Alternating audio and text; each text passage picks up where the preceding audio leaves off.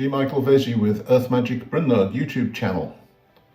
Well, I've been sick the last week or so. I'm not really able to get out and dowse, unfortunately. However, being sick has given me a little time to reflect on a few things that we've learned along the way. So please do stick with me through this video as I'll be summarising some of the things that we've observed over the last year in mapping the energy lines here in Moravia. Dowsing lines in Czechia has been extremely rewarding and thrust Eva and me into quite the adventure involving Templar mysteries and much more. However, the energy lines are interesting in of themselves. Let me give you some examples. In all the time I've been dowsing here, I've only found energy lines of certain widths. The smallest lines we found are 5 to 8 paces wide. The next group are 12 to 15 paces wide. And until quite recently, these were the only lines that I'd found. And then Rory Duff asked me to go and look for a type 4 line he'd remotely dowsed that he thought would cross to my west, a couple of 100 kilometres away. Well, I found not only the type 4, but also some 25 pace wide lines there. And since that, I can add these two groups of lines as well. So in summary, all the lines we find are either 5 to 8 paces wide, 12 to 15 paces wide, 20 to 25 paces wide, or 90 paces wide. So far, we've not discovered anything in between these widths. This fits quite well with the classification of energy lines proposed by Rory Duff into type 1 through type 4 energy lines.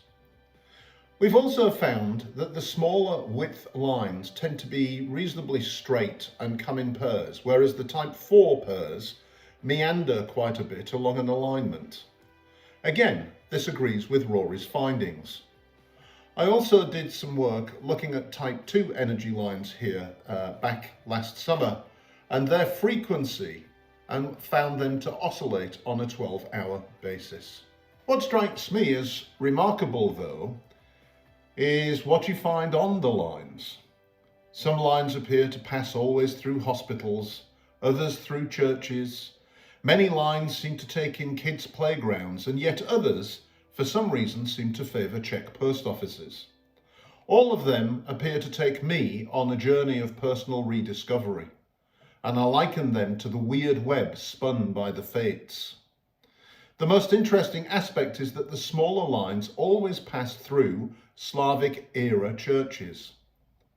At Mikulčice, this is readily apparent, and in Nové Město, where a museum has been built around an excavated Slavic church, the line runs straight down the aisle of that church. I've not yet visited a Slavic-era church that did not have at least one energy line running through it, usually down its aisle. The other noteworthy thing is that these smaller lines often cross within churches, especially the ones that have a bit of history.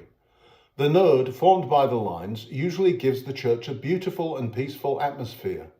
More significant churches are often built on crossings of wider 25 pace lines, sometimes multiple pairs of 25 pace wide lines.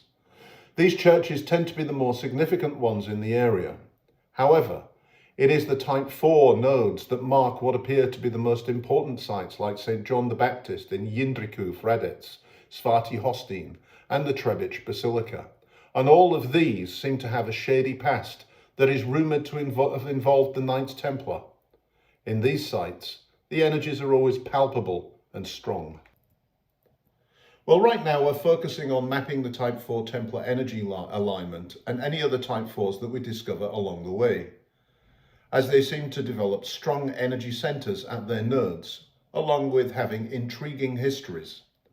But the truth is that even the smaller energy lines appear to have characteristics that are usually conducive to meditation and to spirituality.